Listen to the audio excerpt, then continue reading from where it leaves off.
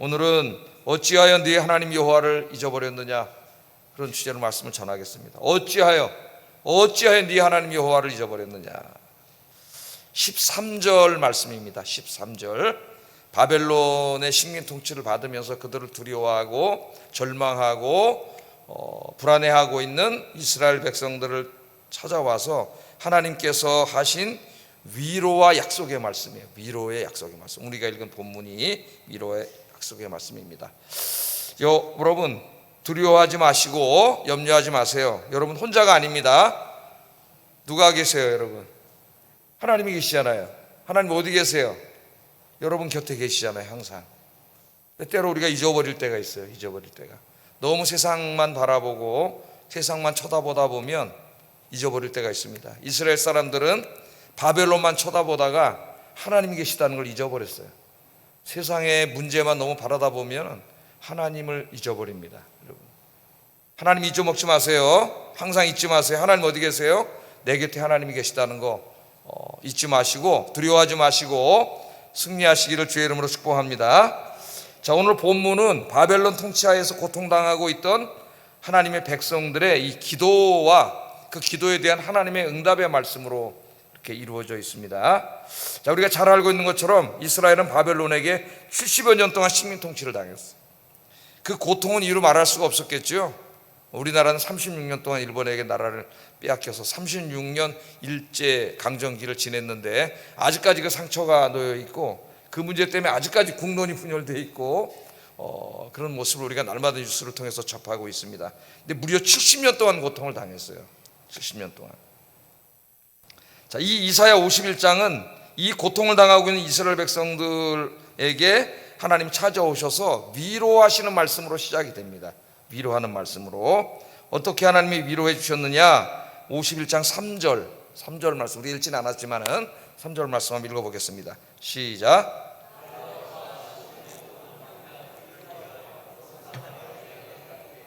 그 광야를 여호와의 동산 같게 하였나니 그 가운데 기뻐함과 즐거워함과 감사함과 창화하는 소리가 있으리라. 아멘. 자, 70년 동안 지금 고통을 당하고 있어요. 70년 동안 어떻게 됐겠습니까, 여러분? 하나님의 약속의 땅이었는데 그 가나안 땅이, 이스라엘 땅이 어떻게 됐겠어요? 예루살렘이 어떻게 됐겠어요? 예루살렘 성은 다 무너지고 거기 사는 사람들도 다 떠나고, 이제 선지서들을 쭉 읽다 보면 동물들이, 옛날에 사람들이 살던 집에 사람이 없고 거기 동물들이 와서 살고 아주 황폐화됐죠. 황량하고 황폐화되어져 있습니다. 70년 동안에 다 무너져 버린 것이죠. 그렇게 있는 사람들에게 하나님이 위로하시는데 여호와가 시몬의 모든 황폐한 곳들을 위로하십니다. 하나님 위로하시는 하나님이세요. 오늘 여러분에게 하나님의 위로가 임하기를 주의 이름으로 축복합니다. 위로하며 그 사막을, 이제 그 황폐해진, 그래서 사막과 같이 됐어요. 사막은 은유죠. 은유. 사막같이 된, 사막처럼 된 이 예루살렘 땅, 이스라엘 땅을 어떻게 바꿔주신다고요? 에덴 동산같이 만들어 주신다는 거예요. 에덴 동산같이. 상상이 되지 않습니다. 우리나라 6.25 사변 때 전쟁 나가지고 여러분 그때 사진을 보면 뭐가 있어요? 다 무너져가지고 아무것도 없죠. 전쟁 폐허밖에 남지 않았습니다. 그런 상황이라고 보시면 돼요. 지금 팔레스틴 지역에 계속 서로 폭격을 해가지고 그 팔레스틴 지역 인터넷 사진을 보면은 진짜 끔찍하죠. 끔찍해. 예? 그렇게 사람들이 많이 살고 화려하던 곳이었는데 다 무너져가지고 지금 황폐한 곳이 됐습니다. 그처럼 된 거예요. 이스라엘 땅이.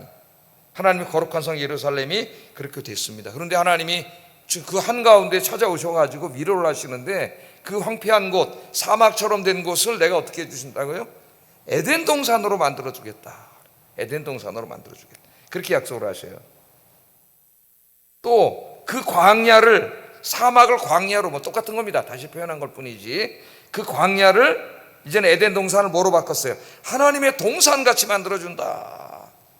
히브리어의 대꾸법에 한 번 앞에 사용한 것을 계속 사용하지 않습니다. 그러니까 이제 은유로 바꾼 거예요. 똑같은 말입니다. 광야를 하나님의 동산같이 내가 만들어주리라. 얼마나 위로가 되겠습니까, 여러분? 이 말씀을 오늘 나에게 한번 적용해 보세요. 나의 어떤 영적인 생활이나 어떤 도덕적인 삶이나 경제적인 면이나 나의 건강이나 가정이나 자녀나 부부관계나 내가 처해 있는 모든 상황에 한번 이 말씀 적용해 보시기 바랍니다. 어쩌면 지금 우리가 처해 있는 환경이 사막처럼 되어 있고 광야처럼 되어 있는지 모르죠. 황량하고 황폐하게 다 무너져 내렸는지도 모릅니다. 그런데 그럼 절망이죠. 그러나 우리 그리스도인들에게는 절망이 없어요. 왜냐하면 누가 계셔요? 잊지 마세요. 하나님이 계세요. 하나님이 찾아오셔서 위로하시는데 내가 네 인생을 회복시켜 주겠다 그 말이에요. 회복시켜 주겠다. 지금 다 무너져서 황량하게 돼 있는데, 다 무너져 버렸는데 내가 회복시켜 주겠다.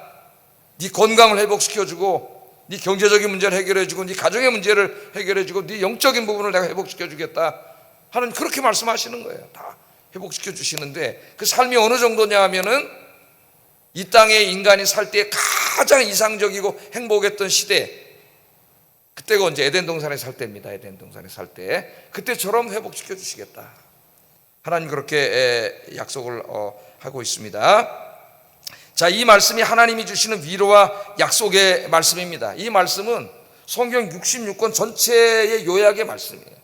그러니까 여러분 어떠한 상황과 형편에 있더라도 절망하지 마시고, 이 약속의 말씀은 지금 이사야 시대의 이스라엘 백성들에게만 하신 약속이 아니라 지금 이 성경을 읽고 있는 저와 우리 모두에게 하신 약속의 말씀이라는 것을 잊지 않으시기를 주의 이름으로 축복합니다. 그러니까 우리가 하나님을 잊어버리면 안 된단 말이에요. 하나님을 잊어버리면 이런 약속도 잊어버리고 절망해요. 인생 절망합니다.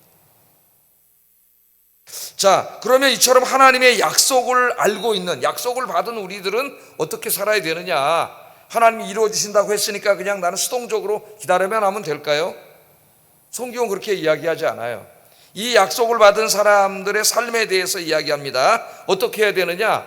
그 하나님의 약속이, 이 약속의 말씀이 내 인생에 이루어지도록 기도하라고 말씀하세요. 기도하라. 하나님은 약속의 말씀을 주셨어요.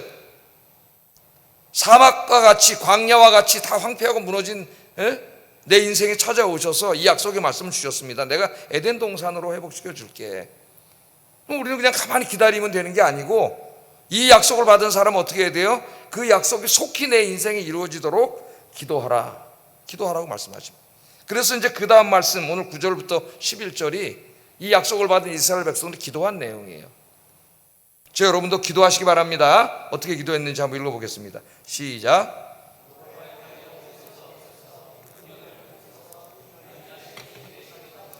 라합을 점이시고 용을 찌르신 이가 어찌 주가 아니시며 바다를 넓고 깊은 물을 말리시고 바다 깊은 곳에 길을 내어 구속받은 자들을 건너게 하신 이가 어찌 주가 아니십니까? 이제 이들이 하나님 앞에 기도를 하고 있습니다. 기도를 하면서 뭐라 그러겠어요? 뭐라고 기도했어요? 제일 먼저 여호와의 팔이요. 여호와의 팔. 여호와 하나님이요 그러면 안 이상하겠는데 여호와의 팔이요, 그러니까 좀 이상하죠. 기도하는데 오 나의 만군의 여호와 하나님 도와주세요 이러면 안 이상하겠는데 여호와의 팔이요 깨소서 깨소서. 그것도 팔이 뭘 깹니까 어떻게? 시적인 표현이죠. 예언적인 표현이고 상징적인 표현이에요. 여호와의 팔, 하나님의 팔은 뭘 이야기해요? 하나님의 강한 권능을 얘기합니다. 하나님의 권능. 자, 깨어달라는 말은 하나님 주무시고 계신다는 말이 아니라 내 이 인생에, 오늘 이 사람들의 문맥으로 의하면 우리 민족의 이 삶에 적극적으로 개입해 주세요 그 말이죠. 하나님이 개입하시지 않으면 소망이 없어요. 해결될 방법이 없습니다. 저 막강한 바벨론 군대로 어떻게 할 수가 없어요. 그러니까 하나님께 기도하는데 왜 여호와여 그러지 않고 여호와 팔이여 그랬냐면은 하나님의 전능하심, 하나님의 권능, 그러니까 권능의 하나님, 능력의 하나님을 찾는 거예요. 지금 권능의 하나님, 하나님이 적극적으로 이 민족의 역사에 개입해 주세요. 우리에게 적용하면 나의 삶에 적극적으로 하나님이 개입해 주세요. 하나님 개입하셔야만 이 문제가 해결될 수 있습니다. 그렇게 하나님 앞에 기도하고 있습니다. 자, 이스라엘의 경건한 사람들은 하나님께서 옛 시대에 역사하신 것처럼 지금도 똑같이 역사해달라 그래요. 전능하신 하나님, 권능의 하나님, 능력의 하나님, 내 인생에 적극적으로 개입해 주세요. 못모처럼 해요. 못모처럼 역사해 주세요. 뭐처럼 역사해달라 그래요? 과거에 하나님이 우리 조상들에게 역사한 것처럼 역사해 주세요. 그렇게 개입하고 역사해 주세요. 그렇게 기도하고 있습니다. 자, 하나님이 과거에 언제, 지금 어떤 사건을 얘기하고 있는 것 같아요, 여러분? 과거의 사건 뭐라 그랬어요? 예? 라합을 점이시고 용을 찌르신 이가 어찌 주님이 아니십니까? 과거에 용을 점이시고, 과거에 이 라합을 점이시고 용을 쳐부순 하나님께서 그처럼 오늘 이 시간에도 개입하셔서 바벨론을 쳐주세요. 그런 말이죠. 바벨론을 쳐주세요. 여기 용은 뭡니까? 제가 저기다 써놨죠. 용은 애굽이에요. 애굽을 말합니다. 라합은 애굽을 말해요. 용은 탄인이라고 하는 히브리 말을 번역했는데 애굽의 왕을 상징합니다. 애굽의 왕. 그래서 탄인은 때때로는 용이라고 쓰이기도 하고 때로는 악으로 번역되기도 하고 우리말에 다양하게 번역이 됐습니다. 성경에 애굽의 왕을 말해요. 그러니까 지금 뭘 얘기하는 겁니까? 지금 언제를 얘기하는 거예요? 자, 한번 봅시다. 이사야 30장 7절 한번 읽어보겠습니다. 시작. 라합이라 일컬어도, 그렇죠? 애굽을 라합이라 그러잖아요. 그 다음에 에스겔 39장 3절 32장 2절 한번 읽어보겠습니다. 시작.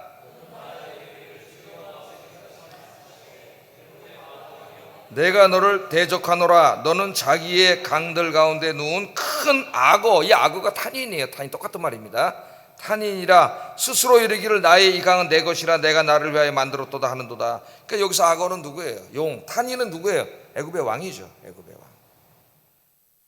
자, 라합을 점이시고 용을 찌르셨다는 것은 하나님께서 지금 언제 역사하신 것을 기억하고 있는 겁니다. 출애굽 당시에 출애굽 이야기를 하고 있는 거예요. 출애굽 이야기를. 그러니까 이스라엘의 역사에서 하나님이 개입하셔가지고 이스라엘을 구원해준 사건이 성경에 상당히 많이 나오는데 그 중에서 가장 빈번하게 나오고 가장 상징적이고 대표적으로 나오는 그 하나님의 구원 사건이 출애굽 사건이에요. 출애굽 사건. 이 출애굽 사건이 이제 신약으로 오면은 사도 바울이 하나님이 택하신 백성들을 구원할 때 또 은유로 사용됩니다. 굉장히 중요한 사건이에요. 성경에서. 자, 지금 이 바벨론이 지금 자기 나라를 식민 통치하고 있지 않습니까? 그 가운데 뭘 기억하고 있어요? 과거에 자기 조상들 애굽에서 종살이 할 때를 생각하는 거죠. 그 애굽에서 종살이 할 때에 애굽 왕에게 그 국고성 짓는 데 끌려가서 아침부터 늦게까지 노동하고 노예로 그렇게 살아갈 때에 하나님이 찾아오셔서 애굽 왕을 어떻게 했어요? 치시고 바다를 가르셔서 자기들을 구원해 주셨던 그 사건을 기억하고 있는 거죠. 하나님 그렇게 우리 조상들을 구원해 주신 것처럼 지금 이 시간에도 하나님이 우리의 삶 속의 역사 속에 적극적으로 하나님이 개입하셔서 이 바벨론을 치시고 우리 민족을 구원해 주시옵소서. 그렇게 기도하고 있습니다. 여러분, 이제 우리 고대 근동에 대해서 쓴 책들을 읽어보면 이와 비슷한 이야기들이 많이 나오는데 그것들은 역사적인 사실이 아니라 다 신화일 뿐이에요. 사람들이 꾸며낸 이야기입니다. 그래서 어떤 자유주의 신학자들은 성경에 나오는 그런 홍해를 가르고 이런 이야기를 그 고대 근동에 있는 문서들에 나오는 신화로 간주하는 이 자유주의 신학자들이 있어요. 이거 조심해야 됩니다, 여러분. 그렇게 막 하면서 성경은 다 비유로 해석해야 된다 그러고 이런 이상한 소리를 해서 헷갈리게 만드는 사람들이 있어요. 이 성경에 나오는 이 애굽 출애굽 사건, 홍해를 가른 사건은 이것은 신화가 아니에요. 인간이 창작해서 만들어 놓은 이야기가 아니라 인간의 역사 속에서 실제로 일어났던 역사적인 사실이에요. 이스라엘이라고 하는 하나님 택한 백성들의 역사 속에 실제로 하나님이 찾아오셔서 애굽을 치시고 홍해 바다를 가르시고 이스라엘 백성을 구원하신 역사적인 사실입니다. 속으면 안 돼요, 여러분. 그런 사람들한테 그냥 어떤 교훈을 주기 위해서 쓴 말이 아니에요. 신화가 아니에요. 역사적인 사실이에요. 하나님이 인간의 역사 속에 이렇게 개입한 것을 그들이 기억하고 지금도 그들이 역사적인 절망 가운데 있잖아요. 바벨론이라고 똑같이 하나님이 역사 속에 찾아오셔서 바벨론을 치시고 우리를 구원해 주세요. 그렇게 기도하는 거죠. 그럼 이 기도는 우리에게는 어떤 기도가 됩니까? 우리가 지금 역사 속에 살고 있잖아요. 역사 속에 살고 있는데 이제 이걸 개인에게 적용하면 개개인에게 많은 인생의 문제들이 있지 않습니까? 그러니까 실제로 하나님이 어떻게 하시는 거예요? 나의 삶 속에 개인의 역사 속에 찾아오시는 거죠. 찾아오셔서 구원해 달라고 하는 우리의 기도가 되는 거예요. 이 기도가 우리가 이렇게 기도하면은 하나님이 정말 여러분의 삶 속에 찾아오셔서 구원해 주시는 줄로 믿습니다. 근데 우리가 하나님을 자꾸 잊어먹고 사는 거죠. 하나님 없는 것처럼 하나님이 구원해 주신다. 그래서 이 성경 말씀을 끌어안고 이렇게 기도를 하는데 우리가 이 기도를 배워야 돼요. 우리가 기도할 때에 지금 이 사람들은 뭘 가지고 기도하고 있어요? 과거에 출애굽 때 홍해를 가르치고 우리를 구원해 주셨던 하나님을 기억하면서 기도하고 있잖아요.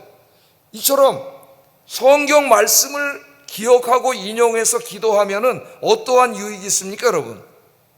확신이 생겨요. 믿음이 생깁니다. 그냥 기도하는 것보다. 그래서 여러분도 기도할 때에 어떻게 기도하면 돼요? 이스라엘 백성들이 애굽의 노예로 있을 때에 그때 하나님 찾아오셔서 구원해 주시고 그들의 앞에 홍해 바다가 가로막고 있어서 다 그냥 거기 빠져 죽든지 애굽 군대에게 죽을 수밖에 없는 상황에 있을 때 하나님이 찾아오셔서 홍해 바다를 쫙 갈라주셨던 하나님, 내 앞을 막고 있는 이 바벨론이라고 하는 이 홍해를 하나님께서 갈라주실 줄로 믿습니다. 그렇게 기도하면은요 믿음이 확 생겨요.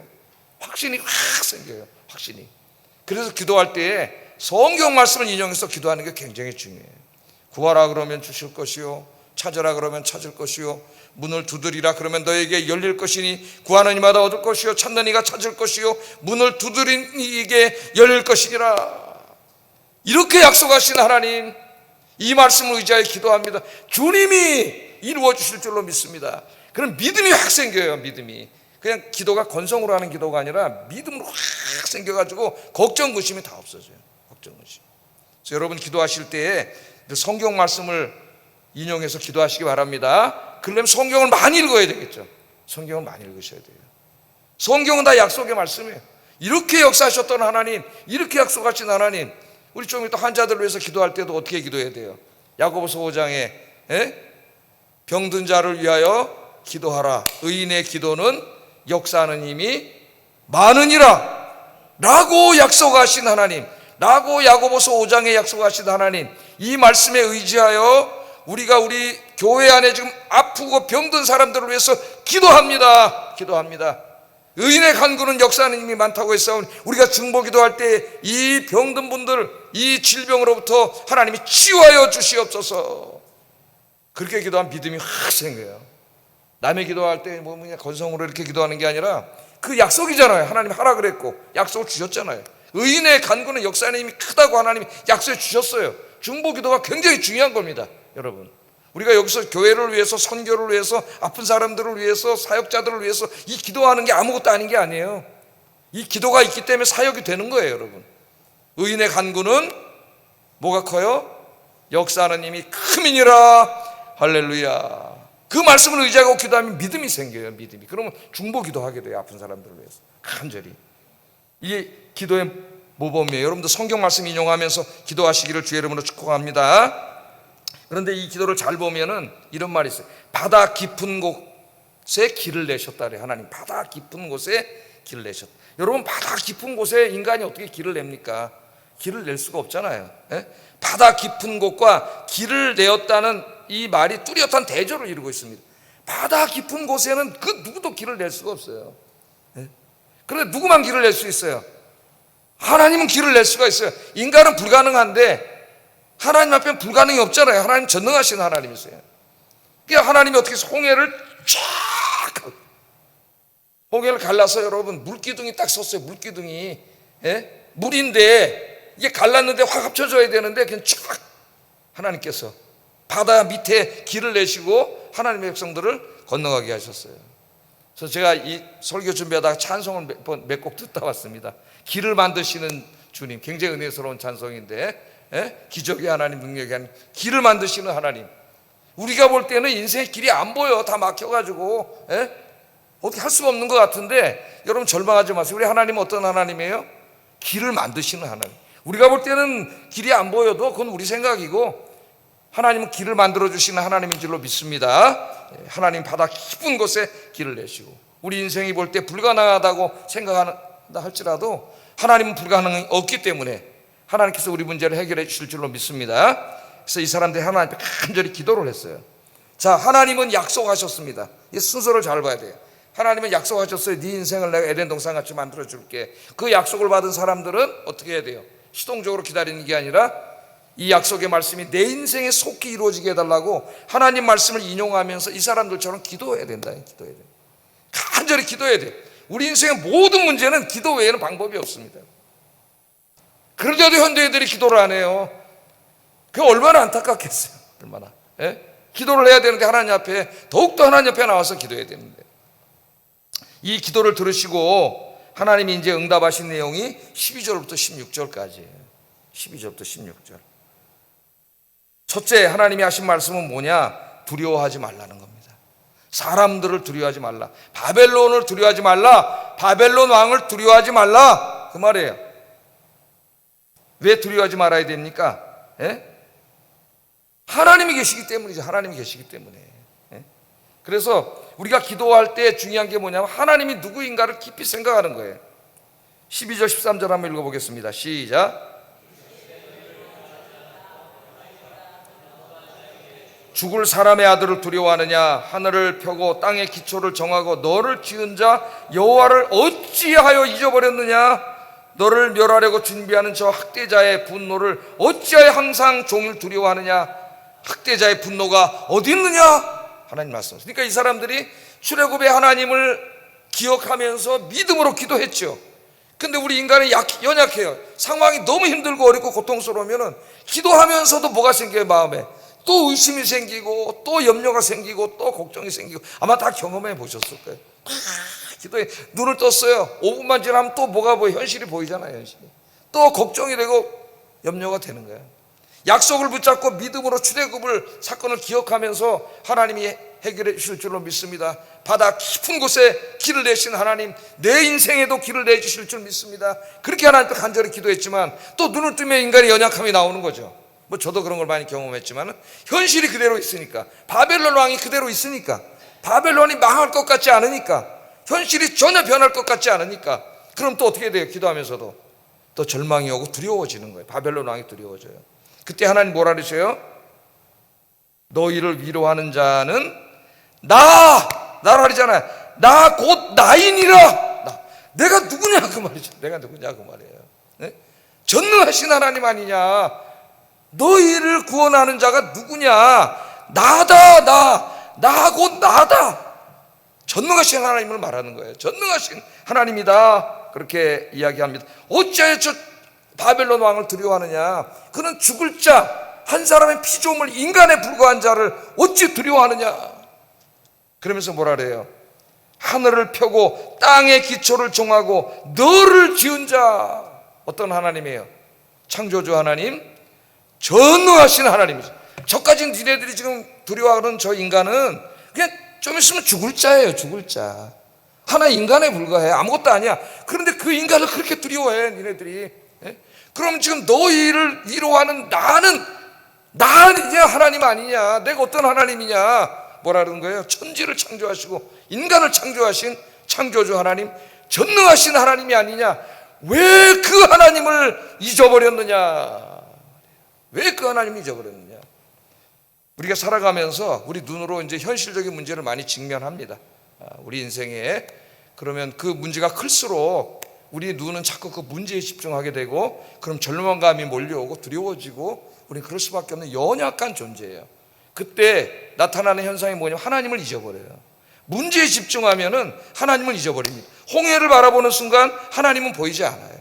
바벨론만 자꾸 바라보면 하나님이 보이지 않아요. 여러분, 인생의 문제만 자꾸 바라보면 하나님이 안 보여요.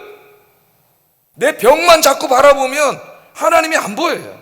오늘 하나님 말하잖아요. 그 모든 문제, 그까짓 문제, 그거 해결해 줄 수 있는 분이 나 아니냐? 전능하신 하나님 아니냐? 어찌하여 이 하나님을 잊어버렸느냐? 오늘 시간 말씀 듣고 여러분 인생에 혼자가 아닙니다. 잊지 마세요. 누가 여러분 곁에 계세요? 천지를 창조하신 전능하신 하나님, 홍해를 가르신 전능하신 하나님이 여러분 곁에 항상 여러분과 함께 계시는 줄로 믿습니다. 이걸 잊지 말라는 거예요. 어찌하여 이 하나님을 잊어버렸느냐? 자꾸 잊어버렸느냐? 그러면서 이제 이렇게 약속을 하시죠. 14절 16절 한번 읽어봅니다. 시작. 죽지도 아니할 것이요 구덩이로 내려가지도 아니할 것이며 그의 양식이 부족하지도 아니하리라. 나는 내 하나님 여호와라. 바다를 휘저어서 그 물결을 뒤흔들게 하는 자이니 그의 이름은 만군의 여호와이니라. 내가 내 말을 내 입에 두고 내 손 그늘로 너를 덮었나니 이는 내가 하늘을 펴며 땅의 기초를 정하며 시온에게 이르기를 너는 내 백성이라 말하기 위함이니라. 아멘. 여러분 이 말씀을 집에 가서 다시 한번 한 구절 한 구절 읽어보세요.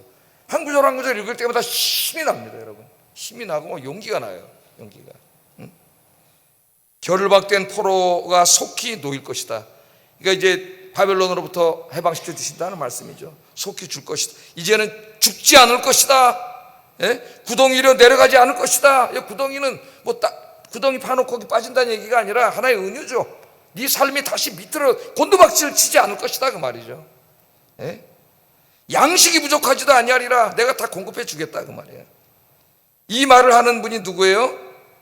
내 하나님 여호와다. 이거 계속 강조합니다. 하나님이 내 하나님 여호와. 근데 하나님 바다를 휘젓고 이 세상을 창조하신 하나님, 애국으로부터 구원해 주신 하나님, 그 하나님이 네 하나님이다. 네 하나님이 이제부터 네 모든 문제를 해결해 주겠다. 하나님이 그렇게 약속하시면서 여기 이제 이런 말씀을 하세요. 내 손 그늘로 너를 덮겠다. 그렇게 말해요. 내 손 그늘로 너를 덮었다. 그 말이 뭘까요, 여러분? 예? 손을 이렇게 하면 해 그림자가 져가지고 밑에가 이렇게 이제 해가 안 뜨죠. 여러분 무더운 날 여러분 여기다 파라솔 쳐놓고 그 밑으로 들어가면은 그 뜨거운 햇빛이 안 내려오잖아요. 요새 더우니까 사람들이 여성만 양산 들고 다니는 게 아니라 누구도 양산 들고 다니게요. 남자도 양산 들고 다니더라. 큰 우산을 들고 다니게요. 예? 그런 햇빛이 가려져가지고 2도가 낮아진답니다. 머릿속에 시원해진대요. 양산을 들고 다니잖아요. 이걸 한번 생각을 해보세요. 하나님이 이제 이 손으로 어떻게 한다고요? 손 그늘로. 하나님의 손은 얼마나 큽니까? 예? 이 우주를 창조하신 하나님, 하나님은 우주를 초월하시고 우주보다 크신 하나님, 우주가 하나님 손바닥 안에 있어요. 그 크신 손으로 어떻게 해요? 우리를 덮어주신다는 거예요. 그러니까 그건 뭘 말하는 거예요? 하나님의 보호막을 말하는 거예요. 하나님의 손으로 내 손으로 내가 너를 덮겠다. 여러분 염려하지 마시기 바랍니다. 이 세상에 아무리 큰 소낙비가 온다고 할지라도, 바람이 분다고 할지라도 여러분은 누가 덮고 계세요? 하나님의 손으로 여러분을 덮고 계세요. 아무리 떼약빛이 내려 쬐서 햇빛이 내려 타 죽는다 하더라도 여러분 걱정하지 마세요. 여러분 누가 덮고 계세요? 하나님께서 그 크신 손으로 덮고 계신다. 하나님 그렇게 약속해 주십니다. 이 하나님이 무슨 하나님이라고요? 네 하나님이다 그러잖아요. 네 하나님, 이 창조주 하나님, 구원의 하나님, 전능하신 하나님이 네 하나님이다. 내가 내 손으로 너를 덮고 있다. 그렇게 하나님 말씀하십니다. 이 하나님을 왜 잊어버리느냐 그 말이에요. 왜 잊어버리느냐? 왜 하나님 없는 것처럼 자꾸 그렇게 걱정하고 두려워하고 사느냐? 예? 이 하나님을 네가 어찌하여 잊어버렸느냐? 하나님 그렇게 안타까워하십니다. 하나님 여러분과 함께 계시다는 거, 항상 내 곁에 계시다는 거 여러분 꼭 기억하시고 하나님 손잡고 오늘부터 용기를 내서 믿음으로 사시는 여러분 되길 주의 이름으로 축복합니다. 기도하겠습니다. 우리가 믿는 하나님은 창조주 하나님, 홍해를 가르신 하나님, 우리의 인생의 문제들을 능히 해결해 주실 수 있는 하나님임을 잊지 않고 늘 기억하게 하소서. 이 말씀에 의지하여 기도하게 하소서. 두 번째, 어떤 환난 가운데서도 두려워하지 않고 하나님을 신뢰하고 기도하며 하나님의 권능을 체험하게 하소서. 이 하나님이 항상 내 곁에 계시다는 걸 잊지 않게 하여 주시옵소서. 함께 기도하겠습니다.